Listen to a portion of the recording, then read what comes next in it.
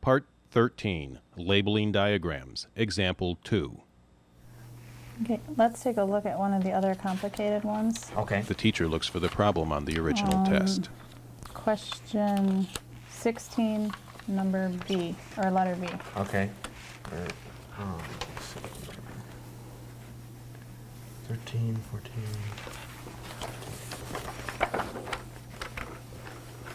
The camera shows a close-up of the problem on the original test.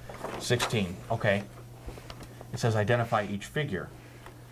Okay. And John 16A. finds 16B in the Braille test booklet. Okay. This is 16B. Okay, now for the sighted person, they were just given the quadrilateral rule with the intersecting lines. And can you tell us what information we gave you? Here's what I have.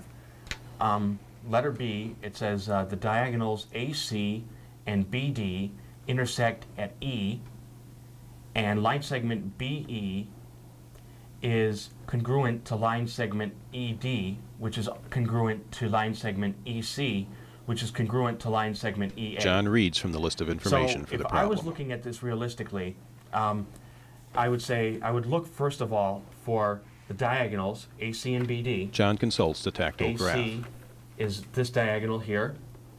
BD is over here. They intersect at point E. Okay, so far so good. Now, John consults the information above the graph. let's see, this intersect. Oh, okay, so BE is congruent to ED. Now, as you can see, I have one hand on the information, one hand on the thing. Okay, so BE, ED, okay. If these two are congruent, then that means that this diagonal has been cut in half by this other line running this way. This has been cut in half by this. And ED is congruent to EC. John has one So hand let's on the see. information and one hand on the graph. ED and EC.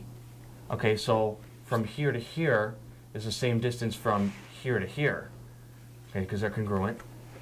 And that's congruent to EA, which is, where's EA? Oh, it's right here.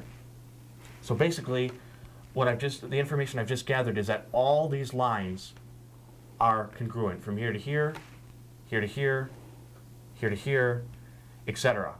John indicates lines from the Great. center of the diagram going to each Something corner. else that we took out of the Braille diagram that's in the print diagram are the marks that show a right angle and the marks that show the congruent lines, because we found that they interfered more than they helped with the Braille, because you couldn't tell the marks that we use as sighted people, what they were.